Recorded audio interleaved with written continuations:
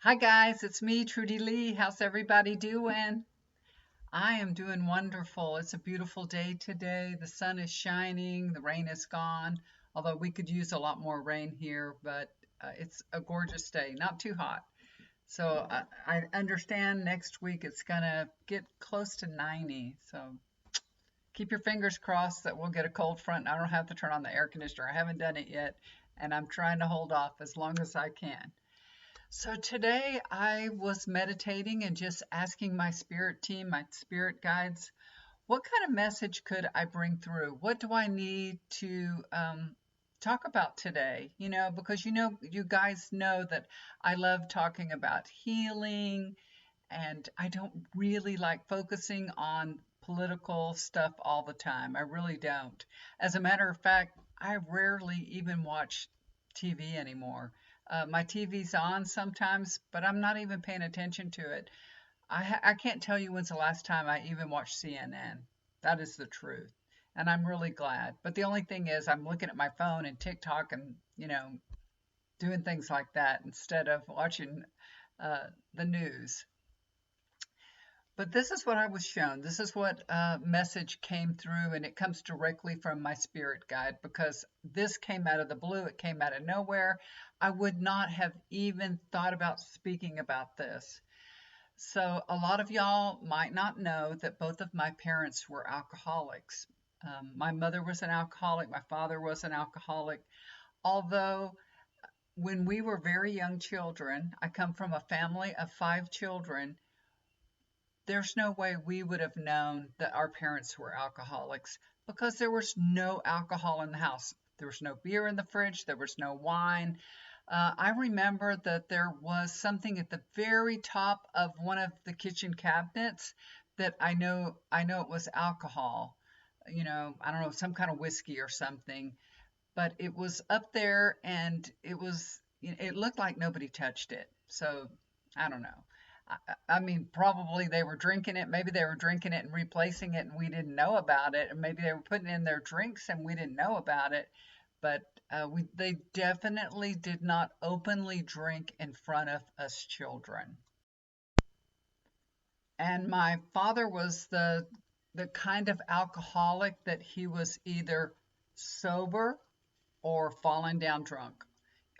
But he was a high functioning drunk. I say falling down drunk. I shouldn't say that because he worked at NASA and he could go on binges for weeks of staying drunk and go to work. I don't know how he did it. I really don't because I'm sure you could smell alcohol on him. But my father was very kind, very loving, and I know the people that worked with him thought a lot about him because they came to his funeral and they were all adored him. I could see.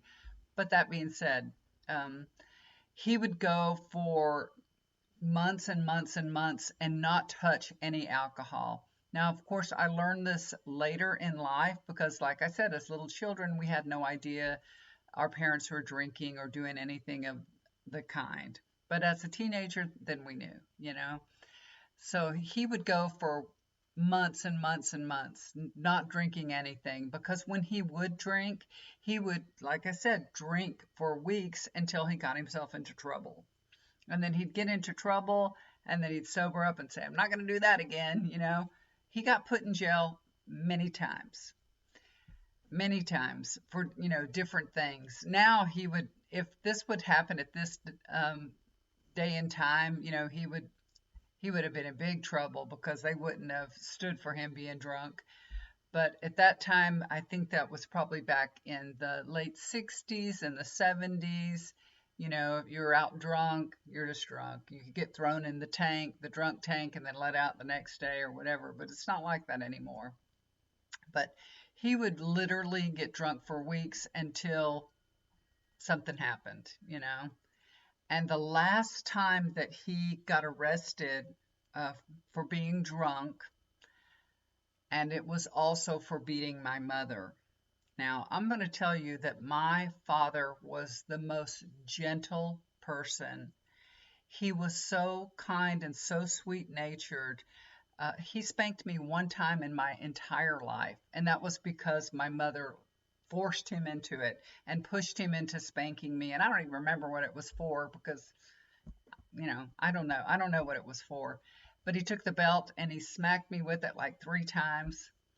And I cried. I cried because it hurt me because my father was spanking me and he'd never spanked me before. It was the first time that he'd spanked me. And I was probably 11 or 12 at the time that he did that. So it had a huge impression on me. And he came and apologized and said he was sorry right afterwards because that's how he was. He was just so sweet and so kind. And for him to have beat my mother senseless, I know that he had to have been out of his mind drunk. Um, so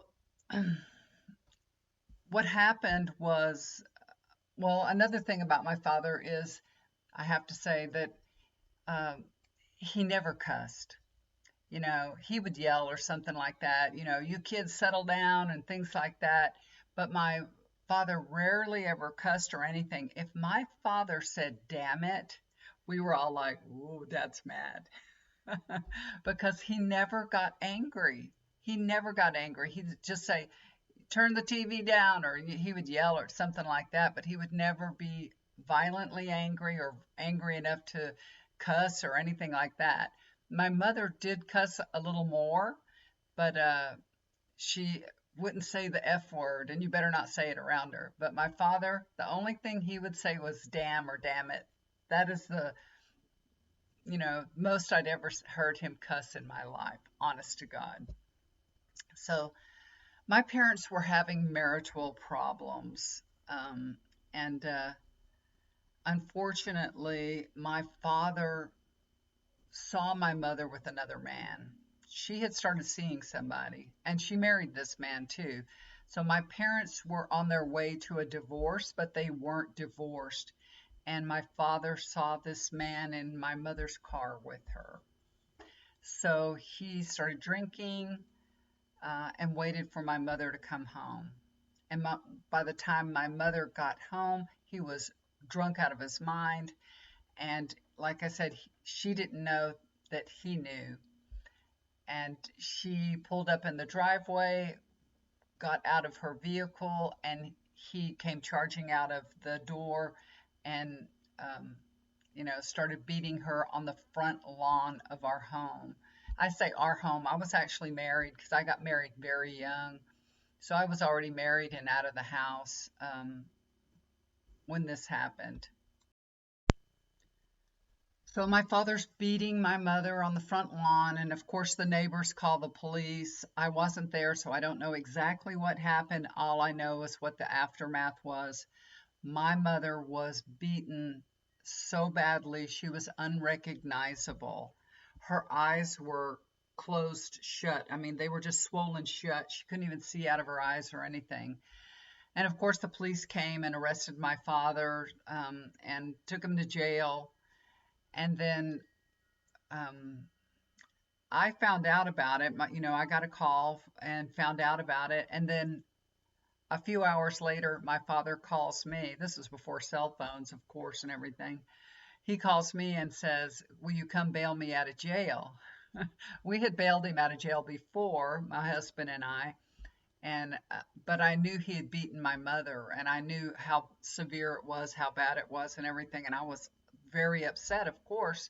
And I just hung up on him, and I said, "You can stay in prison. You can stay in jail." But after a few hours, I decided to go and bail him out. And I did. So me and my husband went down to the police station and bailed him out of jail. And when my father was, getting his wallet and all his stuff back, he got it all back. We're walking out of the jail.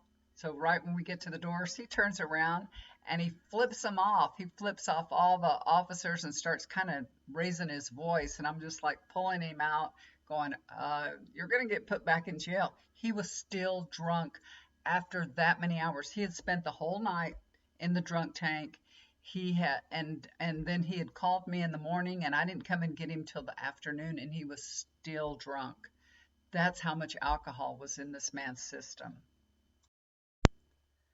So alcohol had made this wonderful, loving father into a horrible, transformed him into a horrible person. And I know a lot of you know people like that, that they just cannot drink.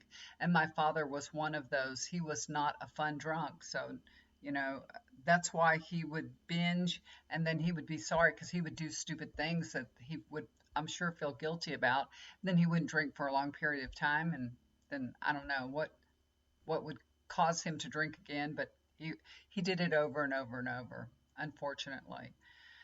But my mother, on the other hand, she was an alcoholic. As I became a teenager and I worked with her, so she was a waitress and she, got me a job at the restaurant too.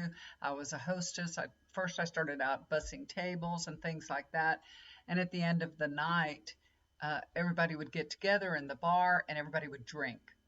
Everybody would drink. My mother would drink beer, tons of beer, and then drive home late at night, 11, 12 o'clock at night after working all evening long. And she drank every single day that she worked, she drank.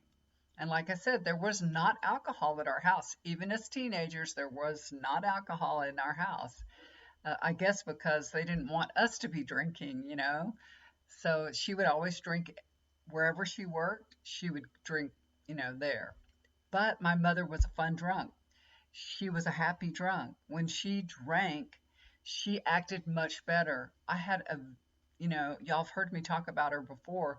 She was a very difficult mother. She was very mean. But when she would drink, she was happy and fun. We had a lot of fun with her when she was drinking. And I think she was self-medicating. I'm sure she had some kind of mental illness or there was something wrong there that she felt the need to drink anyway. So you can imagine somebody that is happy to drink and feels normal when she drinks, and then she's married to a person that turns into a monster when they drink. That is just a bad mixture. It really is. But you know that's a story for another time.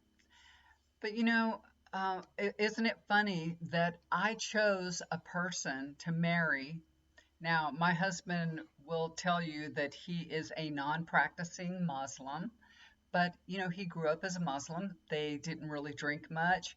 Uh, Iran was a different place than it is right now. When he grew up, it was free. Women were free. They didn't have to cover themselves. There were bars that you could go drink at. You could go dancing. Things were much, much different in the time of the Shah. So he grew up in that regime, but he still never enjoyed drinking. And I married a person that did not like alcohol at all. And, if he drinks a beer, I mean, if somebody gives him a beer, if he was out at a party and they'd say, "You want a beer, Johnny?" And he'd say, "Sure," he would take a few sips of it. You know what I mean? He never drinks, never. I haven't even ever seen him drunk, honest to God.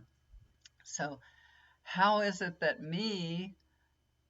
I happen to pick somebody that doesn't like alcohol, that doesn't want to drink, that, doesn't like people getting drunk. He doesn't like drinking or anything because he was, not around it when he was growing up or anything. So when we were younger, if me and my husband, if we went out with friends and we had a drink, my husband was just monitoring me constantly about what I was drinking, and it caused some battles between us, I can tell you that. But he was always very protective of how much I was drinking and making sure that, I didn't go over my limit and I hated it. I hated to be monitored and everything, but he made it very difficult for me to turn into an alcoholic, which now I'm very grateful for. But at the time, I felt like he was just bothering me. And I could have easily turned into an alcoholic, easily, because when I drank alcohol, I felt good. I enjoyed myself more. I'm a very I'm a shy person. I really am. Y'all hear me talking in my bedroom and you wouldn't believe it, but I'm actually a very shy person. Still, when we go, even with our friends, when we get together in big groups, even though I know the people, I don't know what happens to me. I just get very quiet. I get really quiet and I sit somewhere quietly. They'll want to be dancing and everything, and unless I've had something to drink, I can't really partake in having a good time. It's really weird. I don't know why that is. But my daughter likes to call it the antisocial gene, because my parents were kind of, especially my father, he was very antisocial, and maybe that's why he drank, to make him feel more social. And I feel that way too, that I can't really be really social unless I had a few drinks. And now, you know how it is when you get older, alcohol doesn't affect you the way that it used to, right? You don't get that buzz, you don't get that, um, you know, just one drink and woohoo, I feel good. It doesn't happen like that. It's like I don't feel nothing, and then you the third drink and you're just like boom on the floor. You know what I mean? Do y'all understand that? So it's either I don't know. I don't get that feeling anymore that I used to get out of drinking. So anyway, I don't even care to drink anymore because I can't ever gauge it. I want to feel good, but I don't feel nothing, and then all of a sudden it hits me like a ton of bricks, and I've overdone it. 3 drinks, and I'll have a hangover the next day if I have 3 drinks, you guys. So anyway, I'm grateful that I have a husband that, made sure that I didn't turn into an alcoholic. So you have to stop and think about that. And that's the message here, that even though you may have a loved one that's bothering you about something, um, it's very possible that it's an agreement that you made with this person to help you stay on the path that you came here to experience, not to become, right? So you experienced somebody's alcoholism, you experienced that, but you don't have to become that experience. So we have agreements with people that we come here to help us stay on the path. So think about that next time that you have a loved one that's possibly giving you a little bit of a hard time about something. Maybe they're helping you stay on your path. And maybe we should be grateful for that. So that's the message. All right, guys, thank y'all for listening and tuning in. I appreciate it. If you'd like to get a healing session with me, look down below. There's my email. Or if you'd like to get a tarot reading, chakra balancing, or energy cleanse for your home, I'm available. Okay? Do something kind for somebody. It'll always come back to you. Bye for now.